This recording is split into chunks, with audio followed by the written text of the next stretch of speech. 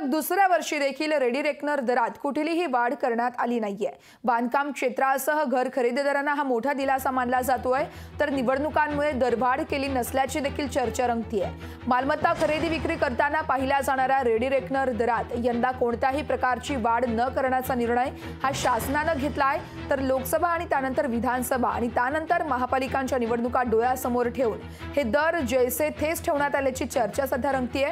सलग दुसऱ्या वर्षी रेडी रेकनर दरात वाढ झालेलीच नाहीये, तर 2024-25च्या आर्थिक वर्षात यापूर्वीचं वार्षिक दर तक्ते आणि मूल्यांकन मार्गदर्शन सूचना तसेच नवे बांधकाम दर पूर्णतः राज्यासाठी कायम ठेवण्यात येणार असल्याचं राज्याच्या नोंदणी महानिरीक्षक आणि मुद्रांक नियंत्रक हिरालाल सोनवणे यांनी या संदर्भात माहिती दिल्याचं कळतंय।